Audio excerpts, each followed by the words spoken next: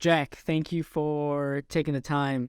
I know we connected maybe originally about a month and a half ago. So this is a conversation I've been looking forward to for a lot of different reasons. So thank you for taking the time. Yeah, yeah. Thanks for having me.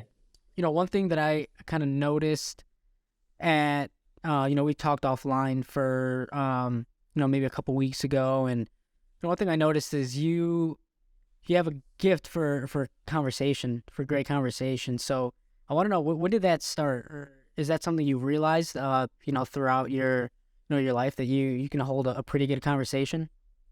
Yeah, I don't know. It's funny.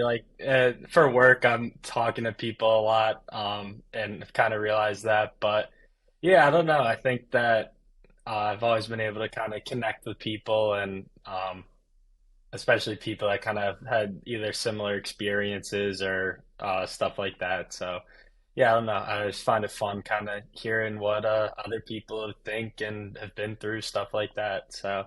Yeah, there's a lot of things I want to get into. I think your story is as unique as it comes, and I think you're gonna have a lot to offer. Having played baseball both at the Division III level and Division I, overcoming some setbacks with injuries and health. I think you're going to provide a lot, so I'm looking forward to it. And I want to start with kind of Jack the early years. So I want to know what some context from early years, even maybe early high school or childhood days that kind of really describe who you are today. Yeah, well, I think so. I think important to note in all this is I was an only child, so when it came to playing growing up, it fell entirely on my parents. We were lucky; my grandparents had built a house up in Connecticut by a lake, so we'd spend a lot of weekends up there before travel ball. But looking back now, the amount of times where all the adults were having happy hour out on the back deck, and me and my dad were in the front yard, with him entertaining me, just coming up with different baseball games. I think that's kind of where really the love for the game came from, which as we kind of dive more into this, I think that's where the roots were born and kind of the game took its hold on me. But really growing up, I mean, all my memories have are somewhat involving sports, whether it was basketball, soccer, although the minute there was travel baseball offered in the fall, I gave up on my soccer dreams. Wasn't as talented with my feet. But just, yeah, growing up, I mean, we'd always travel with gloves and a ball and find a place to play catch. And I think we didn't break any windows or too many along the way, which is, I guess, something looking back is a highlight. But yeah, yeah, really just all made a lot of my friends growing up through sports. That's kind of what I was able to connect with people through. Yeah, definitely an accomplishment or a highlight. Not breaking any windows, and you had a lot of highlights along your career. Good high school career, and we'd spoke offline about the recruiting process. A little bit undersized at that age, and maybe not a ton of offers. What did the time at Franklin and Marshall mean to you, knowing that um, I maybe don't want to put words in your mouth, but maybe taking a chance on you or giving you an offer that maybe other schools wouldn't have given you. What did your time mean there, and what did that mean, especially because of you know, how the rest of the recruiting process might have gone? Yeah, I mean, it was amazing. Funny enough, I was actually talking with our head coach from there a little bit earlier today. But yeah, I mean, when you talk about wanting to find a place where the team feels like family, it was just that. Coach Horning or Ryan Horning does a great job of fostering that, and it was just yeah, it was a great place to start out in college, and they run it as close to a Division I program as you possibly can, given the different rules and scholarship rules and all that when it comes to D3, D1. But they really give you that top tier experience, and I think it's kind of it's shown that it pays off with just the number of guys that have moved on from F&M with grad years to Division I programs. JJ Freeman was our shortstop there, and he's the starting shortstop at Delaware now, and started the season hitting number 4 against Ole Miss down in at Swayze. So, but yeah, it was an awesome experience, and it was a great place to start out.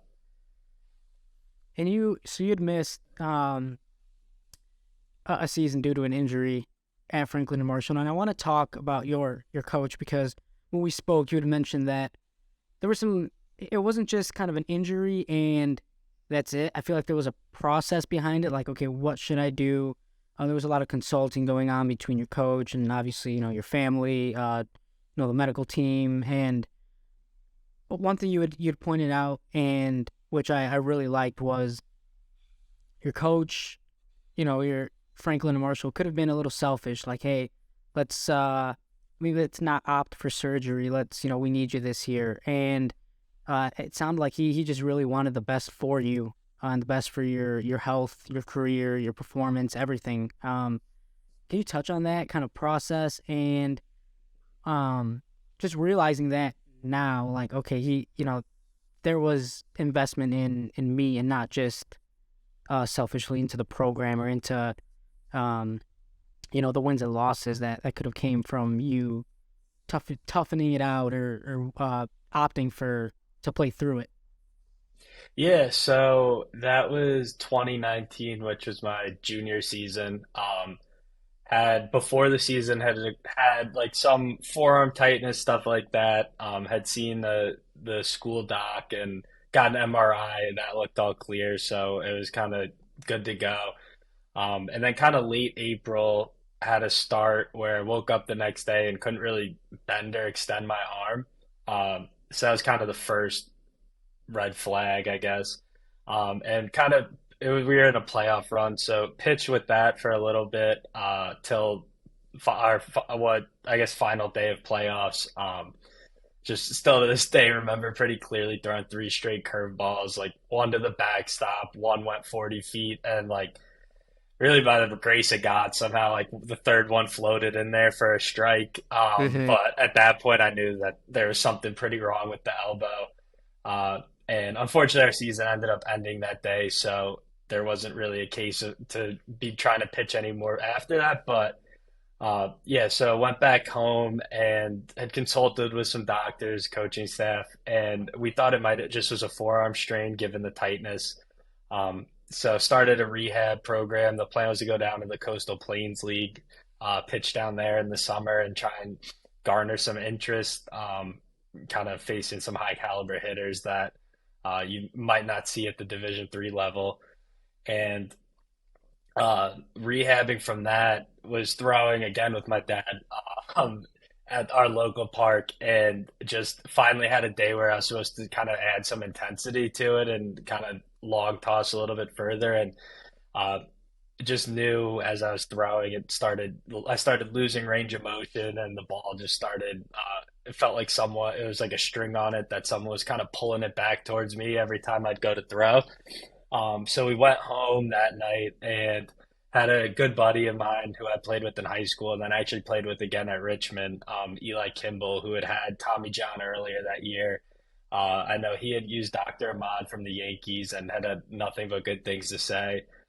So we reached out to his team, and it was a Tuesday night at like 5 o'clock, and they got back and somehow had an appointment the next day at 10 a.m. So went in. Um, Within minutes of seeing Dr. Ahmad, had me on the table and did a couple, I guess, tests, and immediately knew he said, there's definitely ligament damage. We're going to send you downstairs, get an MRI to tell you kind of how bad it is, like what next steps will look like. So did that. Heard back on Friday afternoon that it was a UCL damage, and I was going in Monday for another consult, but basically he told me to start thinking over the weekend on if I'd opt for the UCL repair or full UCL reconstruction, better known as Tommy John surgery. And that's really where the coaching at F&M came in. Obviously, had filled him, our coaching staff in there, Coach Horning, pitching coach, Coach Ewing, and was talking to them. And based on the timeline, the repair is typically 6 month recovery till you're back in game action, which if I got the surgery mid-June, would have put me back at 100% in theory by mid-December, even barring with a couple setbacks, even maybe early January, or UCL reconstruction, which, as most people kind of hear and think, it's 12 months plus. So immediately told them that and kind of started talking with my parents, talking with them, kind of about what the best next steps would be. And during that process, Coach Horning uh, went really out of his way, started reaching out to any coaches he knew that he had connections with that had players that had been through the repair, players that had been through the full reconstruction. And yeah, I mean, that was, I ended up going with the reconstruction in large part because of kind of the answers he got, where he spoke to some coaches who had players that ended up, one kid he said actually was in more pain after the repair than he had been before, which hopefully now that's, I think it's become more common of a surgery. So hopefully they're seeing far better results than that. But kind of given those two options, decided to go with the full reconstruction, which was going to put me out for my senior year at F&M, which COVID inevitably canceled for them anyway, not too far in. But yeah, I mean, he was there throughout the whole process, and I'm sure we'll kind of get into the story going to Richmond from there as well. But yeah, he was instrumental in trying to help me make the best decision for me and my future. Hmm.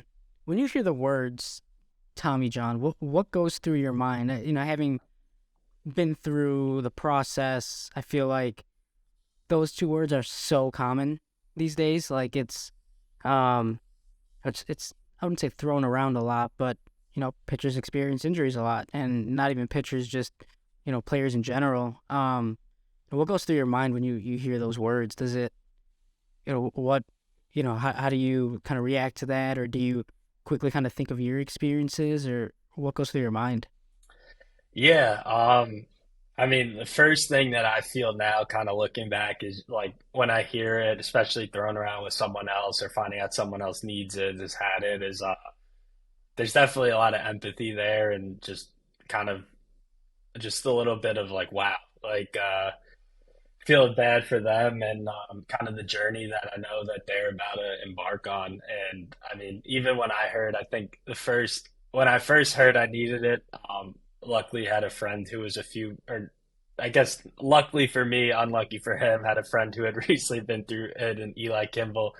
Um, but I don't think, looking back, I had no clue what I was about to get myself into with that surgery and the recovery. But yeah, it definitely, when you hear it's thrown around so much, and there's so many guys who even like joke about like, oh, my arm hurts, I might need Tommy John or something like that. And um, I had been until that point so lucky to really not have any major injuries. It was definitely a shock to hear I needed it, but. Yeah, yeah. During that during that time, what was the toughest part for you? Was it obviously physically, surgery, the recovery? Was that the hardest part? Um, Yeah, I think the physical, which I think kind of at a certain point in the Tommy John process almost becomes like the physical and mental become somewhat hard to separate, if that makes sense, I guess, where like I didn't have feeling in my pinky or ring fingers for full feeling for 4 or 5 months out of surgery. Um, so there's that physical part where, like, through feeling that, like, it starts to kind of creep into your head, like, did I make the right decision? Like, is this gonna come back? Like, am I gonna be able to have the same feel on my pitches that I had before surgery? So I think that part was probably became the hardest part. At first, just the craziest shock is just like you go from like 'cause that UCL, it's not necessarily a ligament you're using on a day-to-day basis. Where like if you tear it, you probably don't need surgery if you're not playing a sport.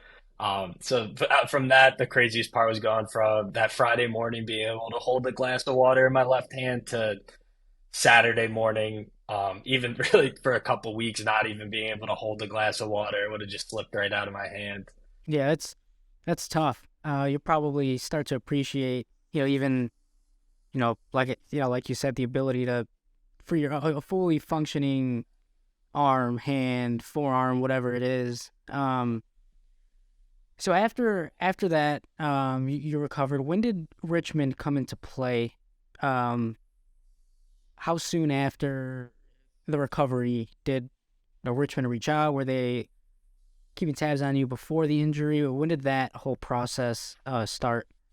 Yeah, so Nate Molberg, who's still down at Richmond, he's a recruiting coordinator there, had recruited me to F&M and had left the summer before my freshman year. So him and Coach Horning were very close. So they had a good relationship. Coach Molberg and I had a good relationship. So um, I would say that there was like we stayed in touch.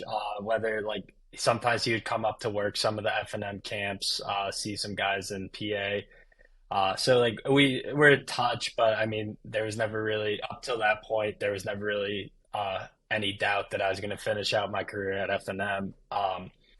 But once I found out I needed the surgery, started the process of getting my permission to contact from F&M, which is what you need in order to enter the portal and be able to talk to other schools. So I'd say really as soon as I got that, the permission to contact, I was kind of in touch with them. And I mean, really the first few conversations were less about necessarily like, hey, like you want to come to Richmond, but they're more about like, hey, how are you doing? How's recovery? Stuff like that, which I mean meant a lot. Kind of checking in on that side before getting into the necessarily the pitch on Richmond. So when did you decide that Richmond was kind of the next stop? Were there others in play? When did you decide that okay, this is where I'm going to finish out my last year? Yeah, so I took a couple visits, literally live walking distance from Manhattan College, so took a visit there. Um, Took a visit at University of New Orleans and I really liked it down there. And talked to a few other schools, but those are probably the three that I talked to the most. And then took a visit to Richmond, which ended up being my last visit. And yeah, I mean, knowing Coach Mulberg for all those years, knowing that I'd be in good hands with them, it was really hard for, I would say, any school to have really competed with that probably from the beginning. But once I got down to Richmond's campus and saw the weight room, the field, the fact that there's never going to be another tarp pull because it was all turf instead of Hmm. grass like F&M. But I'd say once I saw that visit, I actually took that visit the same weekend as Eli, and the two of us that Monday they had like a pro day going on, so were invited to come watch that, and like we were coming from lunch, and the two of us were like, should we just commit before we leave or what? So we didn't commit on the spot. Our parents talked us out of that one, but yeah, I think I committed. I want to say that visit was like a Saturday to Monday, and I'm pretty sure I called them on Thursday or Friday and committed. So At Richmond, another setback. What was the timeline from when you'd committed to you had been diagnosed with cancer? Where Give us a clear timeline on kind of the process of events and when you were diagnosed to from when you had committed and where the you guys were at in um season or off season stuff like that. yeah, so that was I guess I committed to Richmond fall of 2019. Um, and so showed up to campus and with all the COVID policies like mid-August, I think, to quarantine stuff like that. Um, and yeah, we were going through the fall season. I had had some discomfort like before I went down to school, so I'd seen my primary care doc, and he kind of reassured me everything was okay. So went down to Richmond, was going through the fall season, which was pretty weird fall just because of the COVID stuff. But besides that, I was going through that, and it was right on. It was the day after Halloween, so that it was a Sunday, and I was just hanging out at our house watching football, and was just having a lot of pain, like kind of, for lack of better word, in my testicles, which uh, kind of immediately I was like, all right, this definitely doesn't seem normal. Ended up like kind of took a look, felt around, and kind of felt what was a hard lump on my right testicle. And at that point, it was kind of like, oh God, like here we go. Like, what's this gonna be? At that point, I really had no clue it was gonna be cancer, but I had a feeling it wasn't gonna be something great. But again, I kind of felt like it was one of those things where it was right place, right time. Where if you think about kind of the medical system at that point, how overwhelmed it was in most places, felt pretty lucky to be at Richmond because I think I went in Monday, told our athletic trainer Nicole down there, and she got me in with the Richmond team doc on Thursday morning, and he got me in Friday with the urologist, who at first he tried an antibiotic just to see if, based on like the spot of the lump, he wasn't sure if it was maybe some sort of like inflammation type thing or cancer. And yeah, kind of did that, had a follow up in 2 weeks, and kind of going into the follow up, I knew the thing was still there. So kind of had a feeling what it was going to be. Um, but yeah, so found out it was the Friday, pretty much right before Thanksgiving, found out that I was going to need probably surgery, but that I had testicular cancer. And um, yeah, called my parents on the way back from that. I think the first two calls were my mom and my dad, and and then after that, I'm pretty sure I called Mulberg, Coach Mulberg down at Richmond, and just told him. And uh, funny enough, he had grown up next to a urologist who had been on the board or something along those lines at NYU back in New York growing up. So he immediately called him, and I think before I even got back to my house, which was like a 20-minute drive away, he was already sending me recommendations for doctors to go see up in New York. So yeah, went in and then had the first surgery after Thanksgiving, after consulting with the doctor up in New York, had surgery to remove that on December 4th of 2020.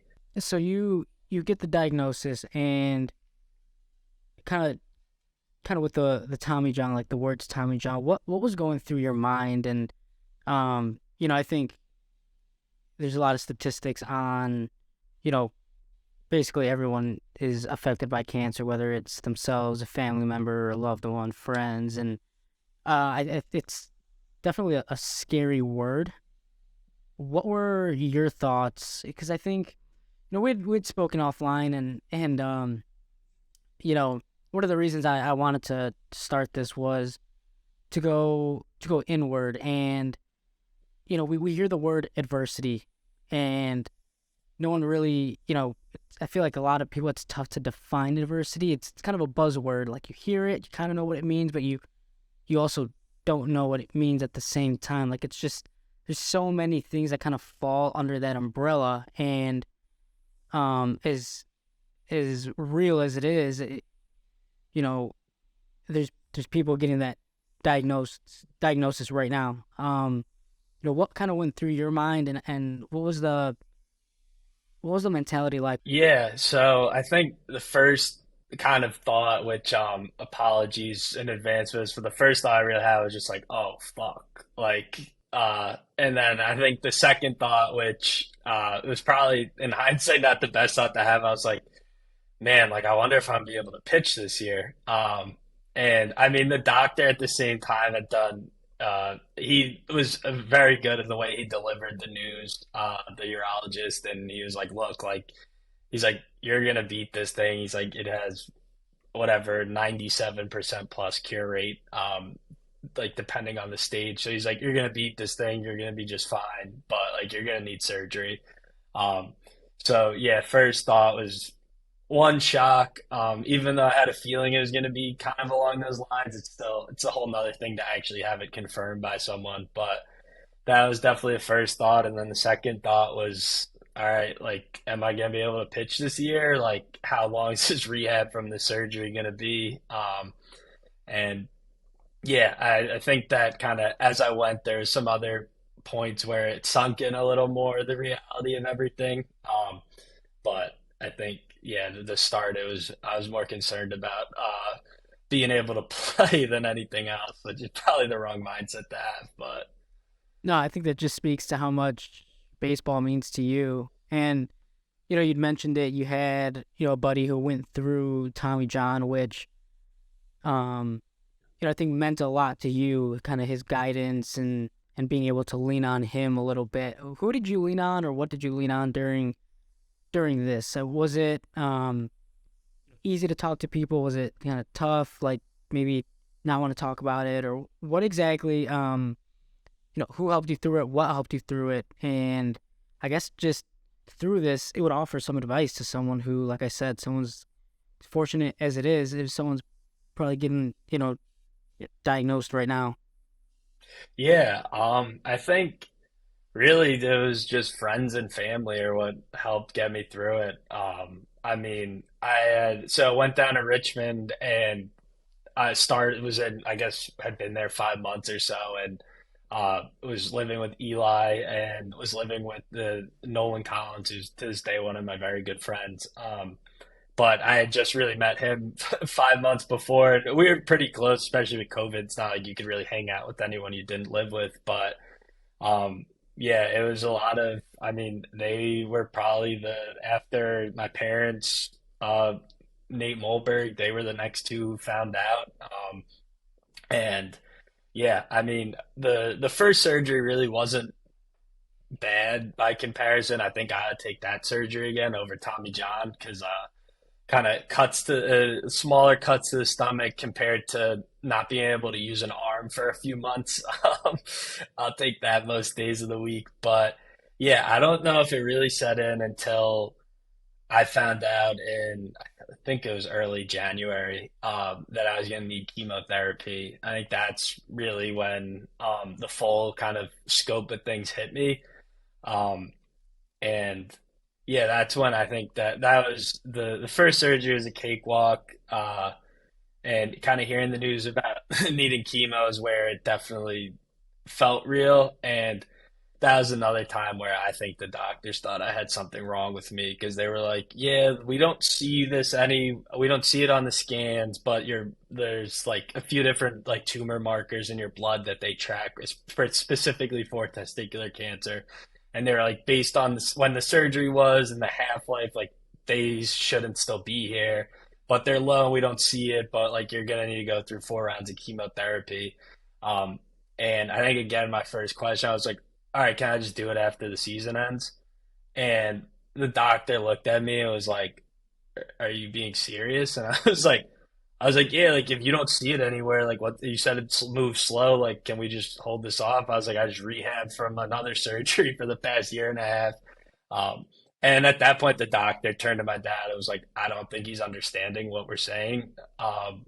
He needs to do chemo now. Like this isn't an option. Uh, so definitely, I probably wore that doctor out by the end of it with with all my questions about that. And I think honestly, I left that meeting. I think probably looking back more kind of as a coping mechanism, like blaming this guy, be like, oh, it's dumb. Like I can wait till after the year. Like 21-year-old me thinking I know more than the doctors. But yeah, I'd say that's when it set in, and I think that was early January. Richmond, everyone was due to be back by like January 5th for kind of preseason quarantine stuff. And I was due to start chemo on the 25th. So I went down to Richmond for a little bit to kind of try and make things as normal as possible before that.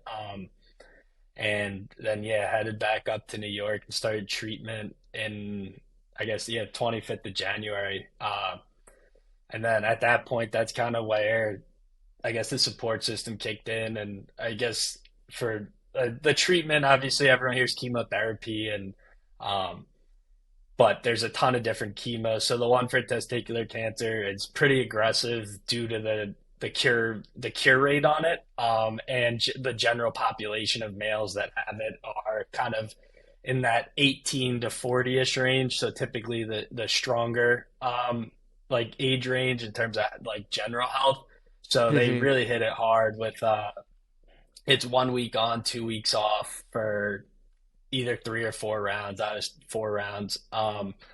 And each day, that's each week when you're on, you're going in for 5 or 6 hours of treatment. And I mean, that's when the support system kicked in. And from both schools, I think the first day of chemo, FNM in Richmond kind of posted something in collaboration to like kind of raise some awareness. And from the minute that posted, like I literally just couldn't use my phone the rest of the day. It just wouldn't stop kind of blowing up with texts from old teammates. And kind of just it was yeah, I don't know. It was there's an outpouring of support which kind of was made me feel like it was kind of like another game I was going into where I wasn't going to be alone for it. So yeah, I think that's kind of where it started, and then I mean, yeah, just friends and family from there. I know Nolan, I was literally, we'd spend hours on FaceTime every day while he was down at Richmond, just kind of shooting the shit like we normally would. Made me feel like I was back at school and not back home doing treatment. And he called me. I think one of the funnier parts is there was a practice I think they had where there was two guys who kind of got into it, and after this practice got out, I got calls from like five different kids, like you wouldn't believe what happened today. Like you got to know. So yeah, and honestly, due to the nature of the treatment, I was lucky with the COVID testing going on because they were so strict, being immunocompromised. Um, that I was able. I again, we didn't really ask the doctors about this, but me, in my eyes and my parents' eyes, I was able to go down and be there for weekend series and watch those games in the dugout and whatnot. Which, I mean, it gave me something to look forward to each week. So yeah, and then being at home, I had my close friends who I've been friends with since first grade and high school friends, and all those guys really rallied around, and they would take turns kind of taking off work, skipping school, whatever it was to come just sit through treatments with me and kind of just spend time there. And was honestly lucky to even be allowed to have a guest or have guests with me with the kind of, again, COVID being still a hot topic at that point. But yeah, it was really friends and family. I think that kind of helped me get through it and kind of kept me going. And I think a part of it's also what you fall back on as an athlete when you're kind of no matter what you're doing, or you know that it's conditioning or something, a hard workout, and you don't really want to get up and go to it for another day, but you kind of know end of the day like that's what the cards you've been dealt, what you signed up for, and you don't really have a choice but to show up and go through it. So I think that was kind of my mindset, just try and get through it and be back on the field as quick as possible. It was kind of like baseball's that carrot dangling at the other end. So Yeah, that's unbelievable to hear that support from the Richmond community because you hadn't necessarily been there for very long. Like you said, you started your career at Franklin and Marshall, so to jump into Richmond and then to go through that and to have that support sounds unbelievable. So I'm interested in two very different setbacks between your first injury to testicular cancer. What was there anything that you had learned from going through the Tommy John surgery process, recovery, that you might have used later? Whether it was maybe advice or just whether it was a mindset mentality. What did you take from kind of your previous setback to now the one you're dealing with? yeah, I think it was just that same mindset of kind of day by day. It's pretty hard, like when you're looking at Tommy John and the day after the surgery, you can't move your hand because the nerve block's still there, and you're expected to be able to throw a baseball or start your rehab throwing in 4 months from then. It's one of those things that it's daunting and looks impossible at that moment. Um, kind of was the same mindset when I started chemo on January 25th and knew that I had 19 more sessions and was going to finish the first week of April.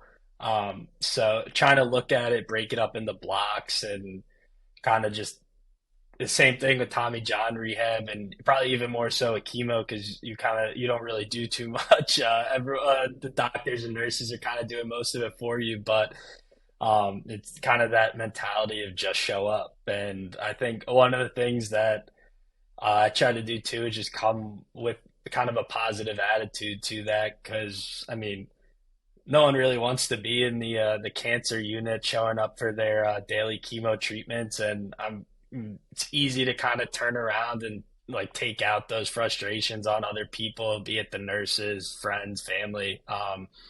And I think that was something that I really tried hard not to do. I mean, it wasn't any of their fault. I was in that spot and they were there to try and help me. So last thing I wanted to do was burn any bridges there or anything like that. But yeah, I think really the mentality was just take it day by day and just show up and get done with one day, and I'd just be dog tired. And part of me would be like, how the hell am I going to get up and get there another day? And but that alarm would go off, and there's time to kind of do the same thing and get up, get in the car, go down, get treatment.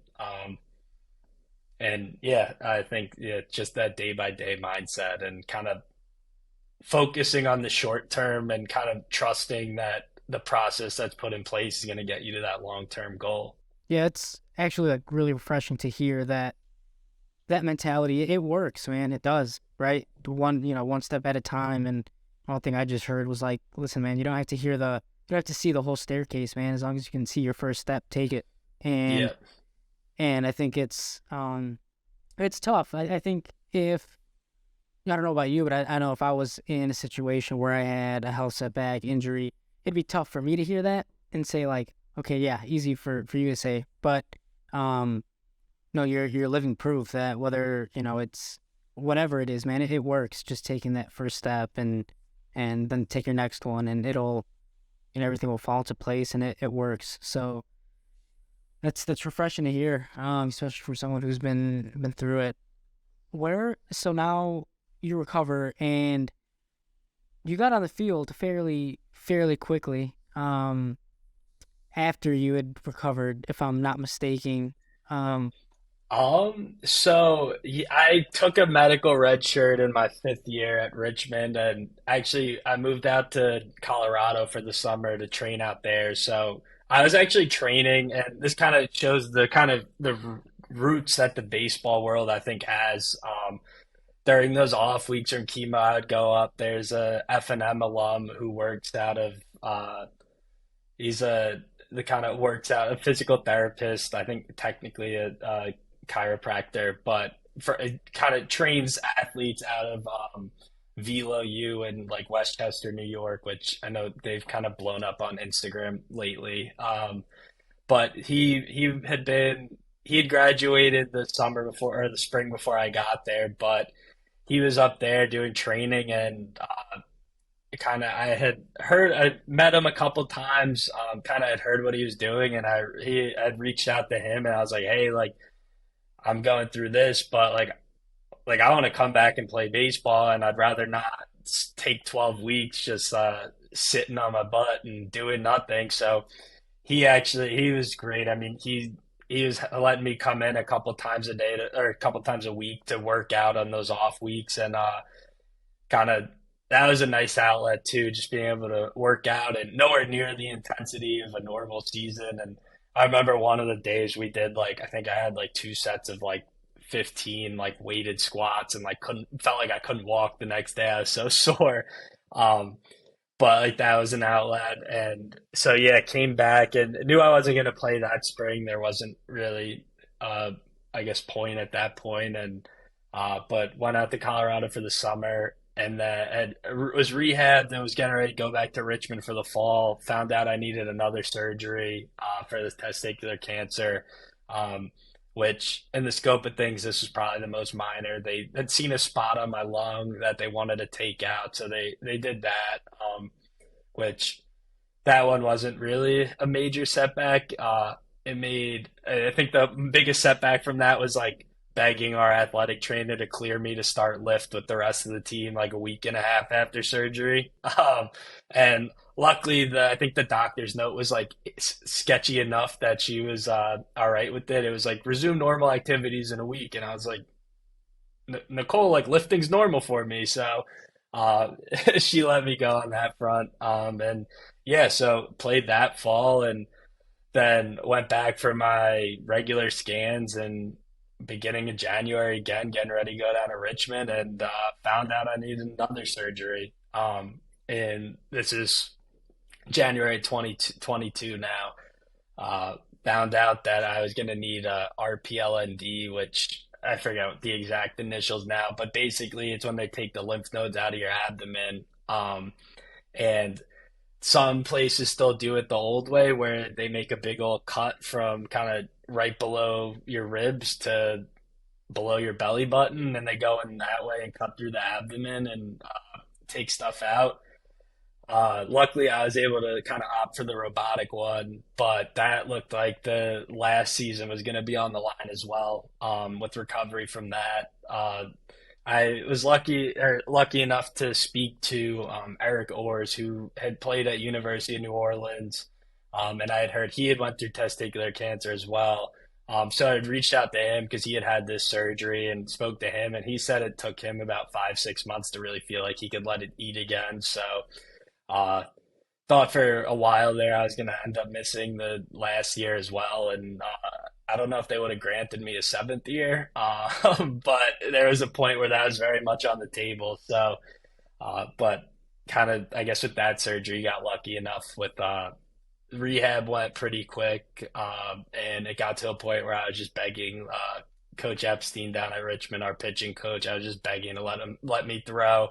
Um, and I think finally he just had enough of me going up there and be like, hey, can I throw today? Can I throw a bullpen?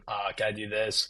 And finally he was like, you know what? Like, sure. Like, you can throw a bullpen. And I ended up making my first appearance of the season. I think it was exactly a month to the date of that surgery. Again, probably against doctor's orders on that front. But uh, yeah, so and yeah, was able to go. I mean, and we made a pretty good run, so couldn't have really. I feel like out of everything that summed up kind of my career, annoying our coach to let me back on the field, and yeah, kind of finish up that way. But So you get back, and I think it was your first strikeout. Your first strikeout back. There's a video of that, and everyone comes pouring out of the dugout. How does how does that feel? I mean, I, I don't know. I don't even know if you can put it into words, but I'd like to hear you try. yeah, well, I think those who know me pretty well, like I really don't like to. I don't like there to be a scene. I don't really like things to be about me. And I was coming in like the ninth inning of a blowout game against Cornell. And I am lucky that the first out was a strikeout and they were able to post that because after that I got lit up. I was trying to challenge kids and I was throwing like 82 because I wasn't nearly healed up enough. And yeah, so it was lucky I got the first strikeout because the video wouldn't have looked as good otherwise. But um, no, it's one of those things that, especially looking back, I mean, it meant a lot. The whole Cornell dugout came out to like applaud too. And I mean, it's a good feeling, but there is a part of me as like like felt uncomfortable, I guess, with all that attention. And like, there's a part where like in my head, I was kind of like, what are like, I understand especially like why they're cheering, but like to me, part of me is like, why are they cheering? Like, there's never a question that this is what was going to happen. Like, I was going to make it back at some point. Whether it could have literally been this year, I guess, depending how that surgery went. But it meant a lot. But I guess my mindset had always been I'm going to be back out there pitching at some point. So it was more of a question of when, not if for me, when I'm sure like when you look at a list of all those things on paper, it's a lot more of an if. Like if I was going to even be able to make it back, but I guess kind of my mindset had never really taken that into account. But yeah, I mean, it was kind of looking back now, especially a little more removed from it, kind of a chilling feeling seeing that video. Yeah. Yeah, and I'll link that video because I think it's awesome, and I want people to take a look at that. But I think that speaks to your competitor mindset, right? Like I've been here before, and I've struck a lot of kids out before. Like what makes this any different? Like I was gonna get back here, and I think that's an interesting way to look at it. But like I said, just speaks to your kind of competitive mindset for sure. Um, what were some of the biggest lessons you think you've taken from your career? Maybe from the setbacks, maybe not. I think, we kind of carry those who have been in sports, around sports, we carry these life lessons that our playing days or, yeah, we take these, lessons or, a certain mindset with us into, um, relationships, you know, business, family, whatever it may be. What are some of the biggest things you think you've taken from your playing career into the Jack Buckley of today? Yeah. I mean, I think the biggest thing, number one, is relationships. Um, I think, yeah, I think by all accounts, a pretty successful career at F&M. Stat wise, maybe don't link the stats to the Richmond career. But I think the relationships is the biggest part looking back.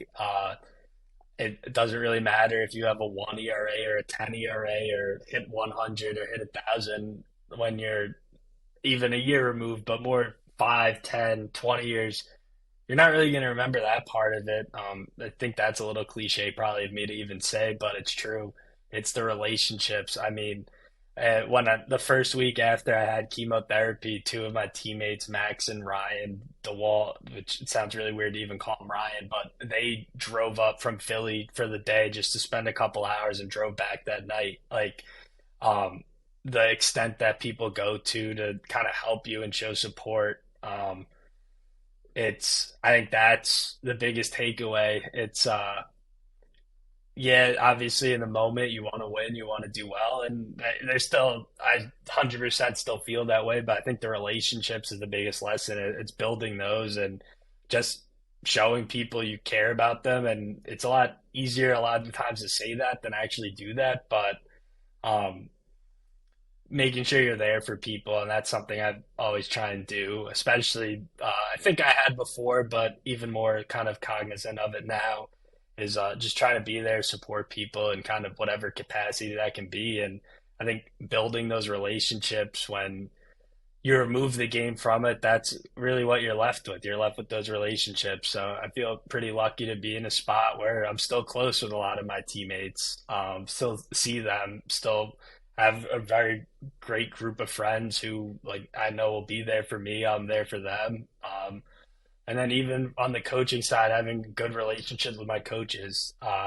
Speaking to Horning from F&M earlier today, going up to see Richmond play at UMass tomorrow with Nolan, one of my roommates from Richmond. Like, I think the relationship's a big takeaway and kind of making sure to not take those for granted.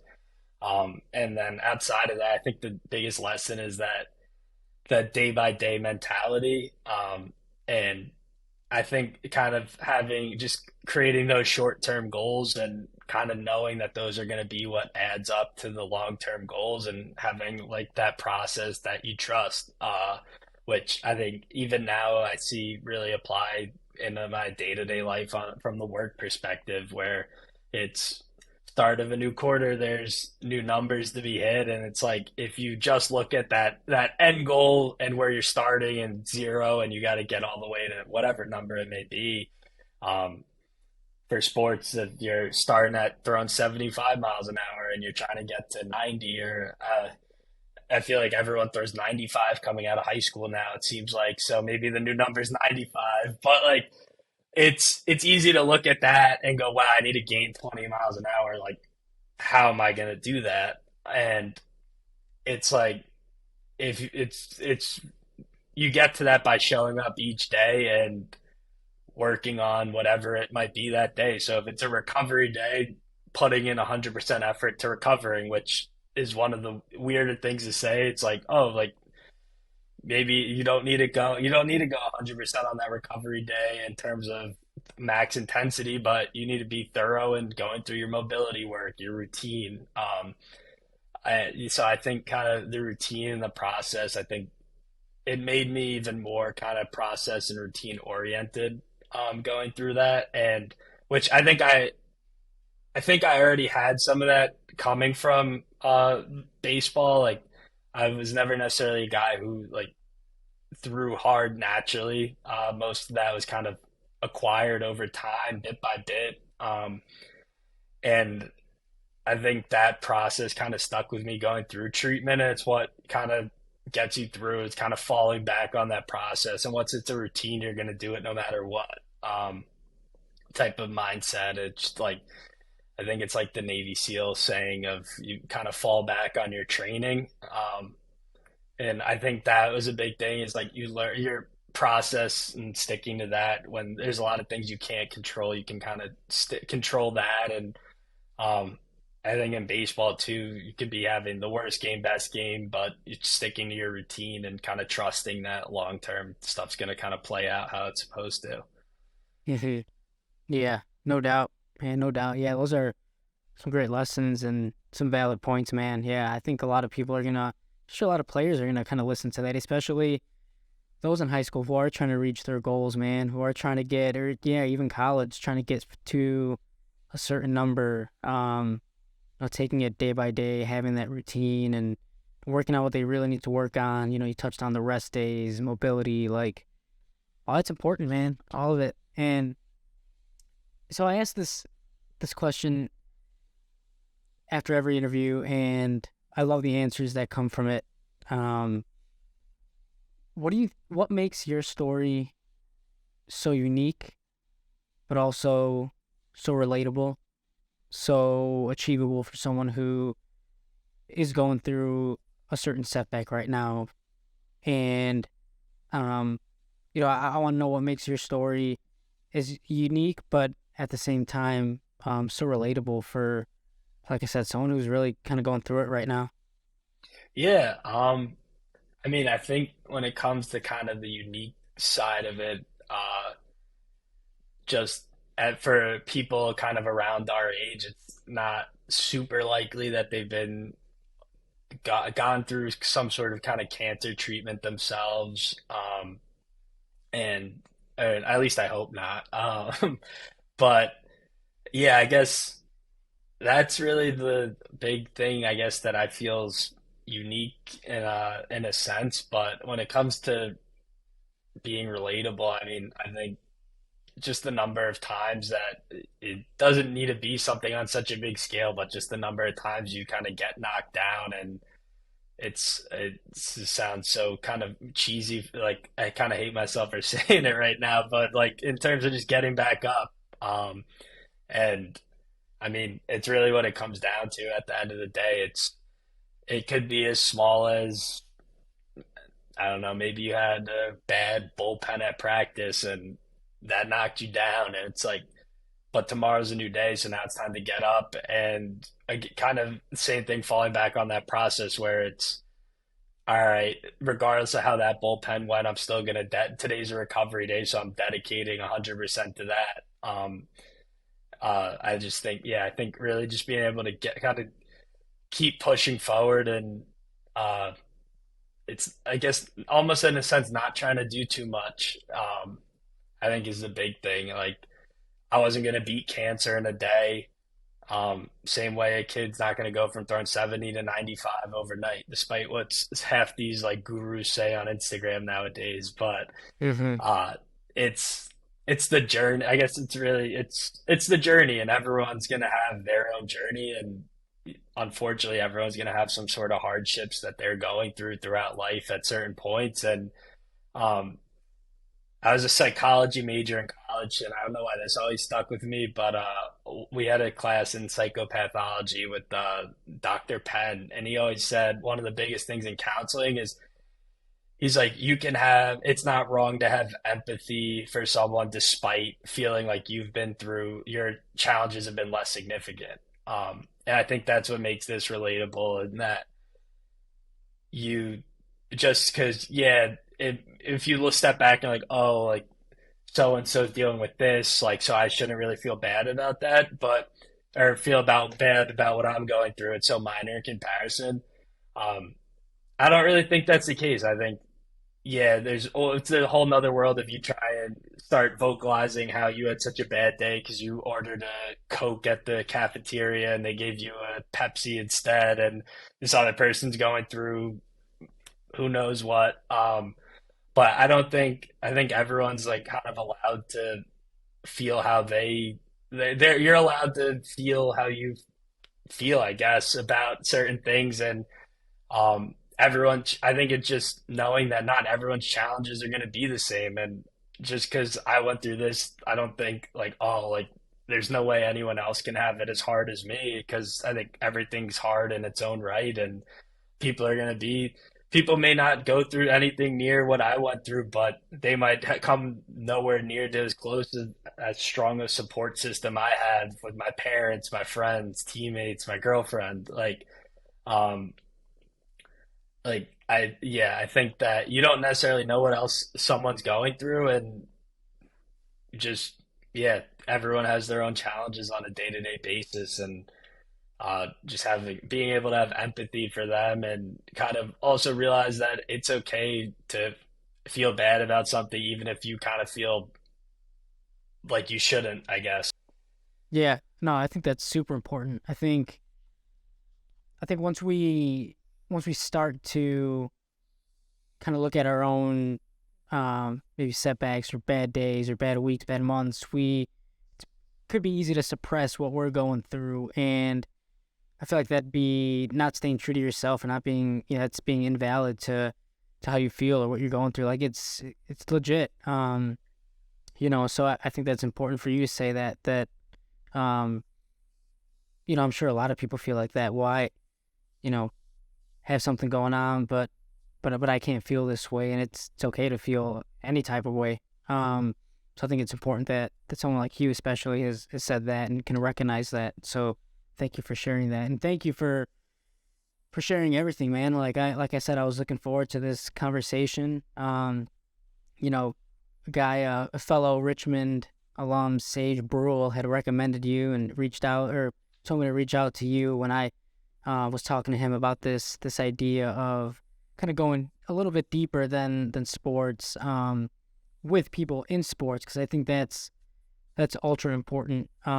Whit spoke offline, and I said there's a lot of throwing programs out there. There's a lot of programs out there to raise metrics, and in any sport, not just baseball, in any sport. But I think what people don't kind of focus on enough is kind of humanizing it a little bit, because there are things that pop up. People get scholarships pulled, people get injured, and you're not taught that. You're not taught how to handle that, or lean on others, or maybe even ask for help. You're not taught that in t-ball or youth or high school, or um like I said, just any sport. So I really appreciate it, man. Thank you.